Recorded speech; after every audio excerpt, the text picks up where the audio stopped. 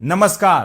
क्या रूस ने अपने खजाने से अरबों डॉलर का सोना चुपके से बेच डाला है, जिससे पूरी दुनिया के बड़े बड़े देश और अंतरराष्ट्रीय बाजार भयंकर खौफ से दहल उठे हैं। सावधान हो जाइए, क्योंकि वैश्विक महाशक्ति कहे जाने वाले रूस के गोल्ड रिजर्व से इस वक्त की जो सबसे सनसनीखेज, डरावनी और रोंगटे खड़े कर देने वाली ब्रेकिंग खबर आ रही है, उसने दुनिया भर के केंद्रीय बैंकों में भारी हड़कंप मचा दिया है।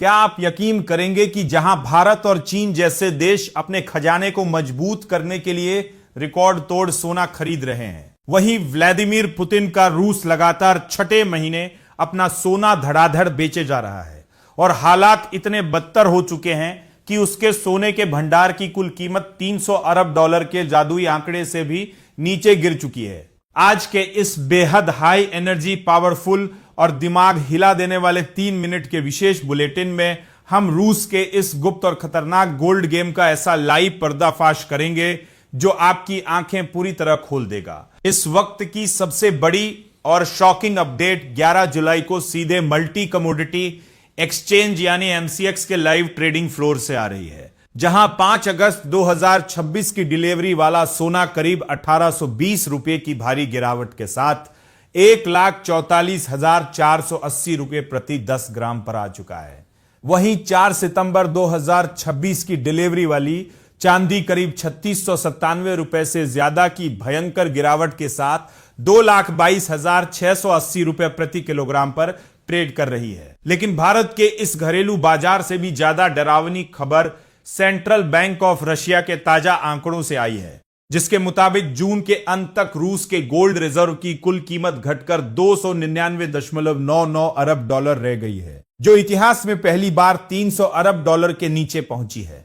यही नहीं, रूस का कुल आधिकारिक रिजर्व भी 747.4 अरब डॉलर से घटकर सीधे 720.4 अरब डॉलर रह गया है। लेकिन ठहरिए, असली सनसनीखेज सच तो यह है कि यह लगातार छठा महीना है जब रूस के खजाने से सोना गायब हो रहा है और इस साल की शुरुआत से अब तक रूस ने अपने रिजर्व से करीब 9 लाख औंस सोना कम कर दिया है। यानी सिर्फ जनवरी से अप्रैल के बीच कुल 27.9 टन सोने की भारी भरकम बिकवाली की गई है, जो साल 2002 के बाद की सबसे बड़ी ऐतिहासिक गिरावट मानी जा रही है। विशेषज्ञों का सबसे बड़ा और चौंकाने वाला खुलासा यह है कि यूक्रेन युद्ध के बेहिसाब खर्चों और पश्चिमी देशों के कड़े आर्थिक प्रतिबंधों की वजह से मार्च के आखिर तक रूस का बजट घाटा करीब 4.6 ट्रिलियन रूबल तक पहुंच गया था।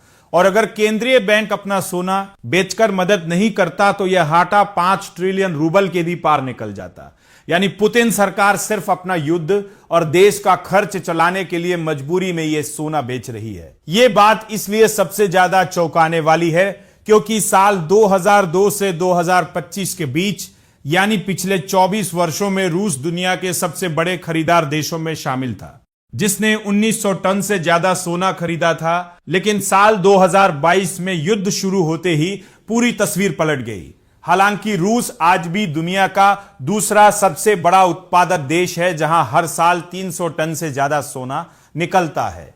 पर हैरान करने वाली बात यह है कि रूस के आम लोग अपनी बचत बचाने के लिए खुद सालाना उत्पादन का 25% यानी करीब 75.6 टन सोना घरेलू बाजार से खरीद चुके हैं। तो साफ है कि अगर यह युद्ध जारी रहा तो रूस को आने वाले समय में भी अपना सोना बेचना पड़ेगा, और जो सोना कभी उसकी सबसे सुरक्षित संपत्ति था, वो अब उसका खर्च चलाने का आखिरी सहारा बन चुका है। तो क्या आपको भी लगता है कि रूस की यह ताबड़तोड़ बिकवाली अंतर्राष्ट्रीय बाजार में सोने की कीमतों को पूरी तरह क्रैश कर देगी, या फिर भारत और चीन की भारी खरीदारी सोने को टूटने से बचा लेगी? अपनी राय हमें कमेंट बॉक्स में लिखकर जरूर बताएं।